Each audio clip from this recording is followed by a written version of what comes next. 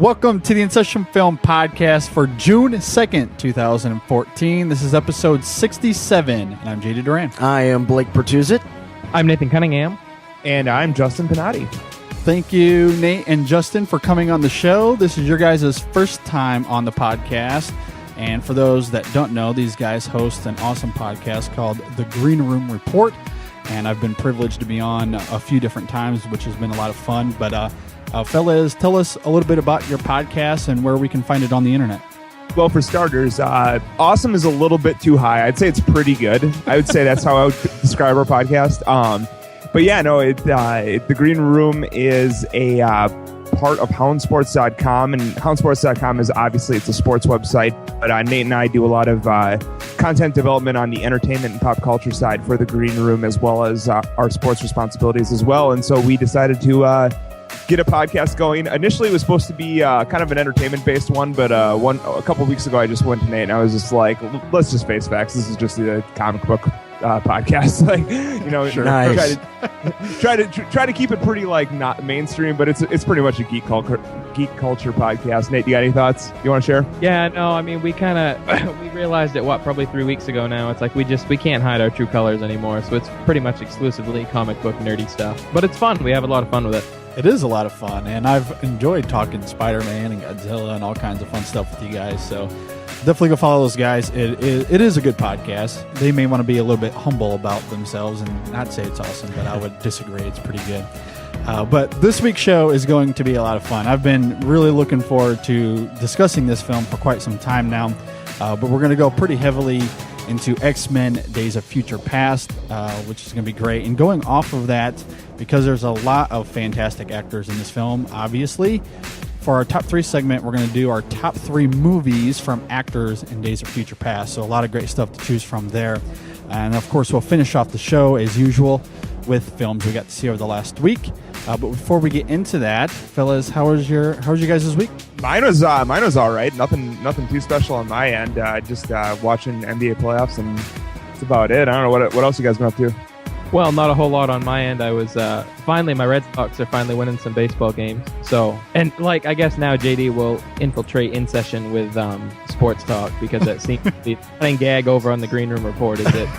Well, yeah. It's not exactly just infiltrating with that, because believe it or not, we brought it up a couple times on here. Yeah. Me and JD actually get along very well, but he's a Michigan fan and I'm an Ohio State fan. No, and somehow we have not punched each other yet. Just wait till the fall. It's exactly. You guys are in the same room over there? I know. Yeah. We're sitting next to each other, believe it or not. Yeah, I agree with you. I mean, it's happy you're nice to see the Red Sox win a few games. I'm happy to see the Reds win a few games around here. It's nice to see that. I kind of was doing the same thing, watching some basketball when I had the chance to. Had a huge week last week at work for me, the last week of a month. And for those of you who aren't realized out there, I'm in auto sales. Is always just through the roof insane here. We set a sales record for our store over this last month here.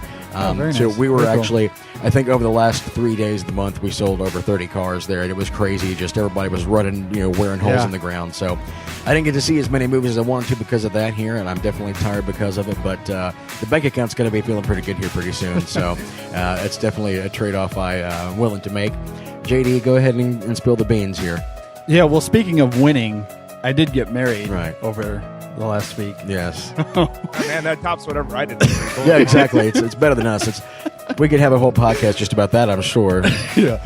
Oh, man. It was amazing, though, and it couldn't have gone any better, and everyone that came out just had a blast, and we hired these videographers that captured some really great video that I can't wait to share, but yeah, it was a great time. It was very good, and I got a ton of comments and just a bunch of support from people on Twitter and on Facebook and online, and I can't thank everyone enough for that. It was hugely, hugely appreciated, and we definitely felt the support. So, but it's good to be back. I love Jamaica, but it's good to be back, and I'm ready to talk about some Days of Future Past. So let's get into it.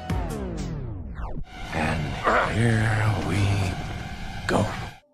You're listening to the InSession Film Podcast. This is episode 67.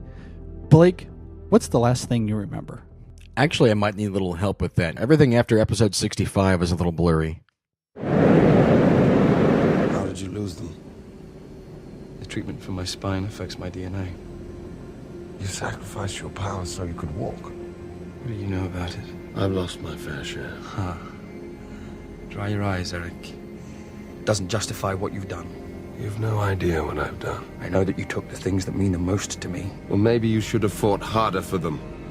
If you want to fight, Eric, I will give you a fight! Let him come. You abandoned me! You took her away and you abandoned me! Angel. Azazel. Emma. Banshee. We were supposed to protect them! Eric, where were you, Charles?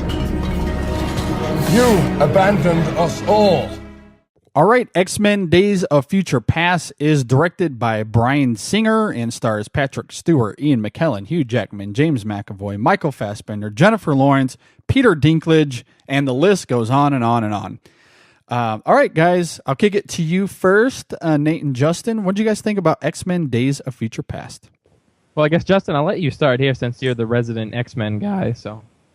I mean, yeah, I really loved it. I thought, just kind of generally speaking, one thing Nate and I talk about a lot is how we think that most of the X-Men movies, especially the Bryan Singer ones, tend to be like very well made, but they tend to lack in the X-Men-y department. And I felt like Bryan really made up for that with this one, and he gave us a lot of really cool X-Men moments. And as usual, he just delivered. He has just a way of delivering a really solid story with these characters, and so I'm just.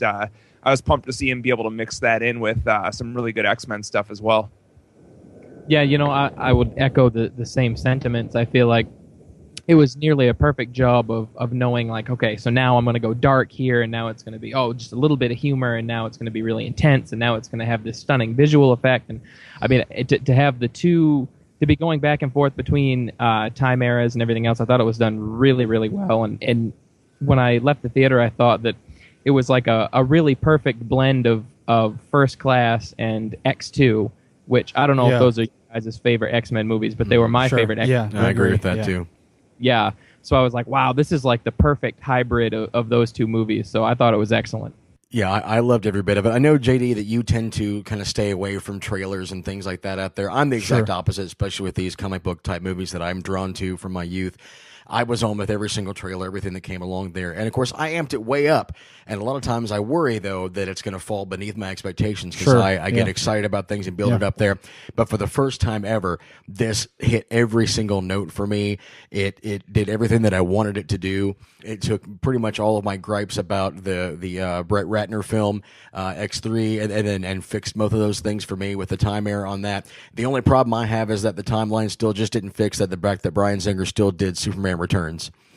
Other than that, this was everything I wanted and more. Some people complain about the fact they were using Logan in the story and sending him back there, that it was just another Wolverine and his friends movie.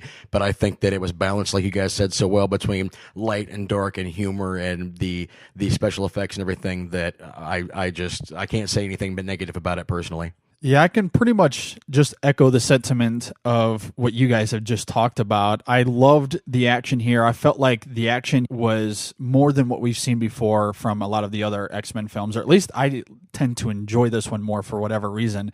I really loved that opening sequence and just kind of the future dystopian kind of feel that we got as we see what kind of damage and the consequences of the Sentinel program in the future and what that looked like. And we see that there's a group of mutants that are still trying to survive these attacks and whatnot, and the use of their powers in the fight sequences that we got there was the closest thing to what I've always wanted to see from an X-Men movie, where we see a bunch of mutants with these awesome powers finally use them together, and what almost, not quite, but almost felt like an Avengers New York sequence. And I loved that. I kind of wish we would have been able to see more of that, but I thought all of that was great. And then once we transition into the story a little bit further, I think Bryan Singer did a pretty good job of lessening the confusion that time travel can kind of have, and I felt like there was some great clarity there. I think it was pretty easy to follow, and from beginning to end, while it's not a perfect film by any means, I just had a ball with what they were trying to do with this film. I really enjoyed it. For the entire version of our podcast, be sure to subscribe to us on iTunes or on Stitcher, or check us out online at InSessionFilm.com.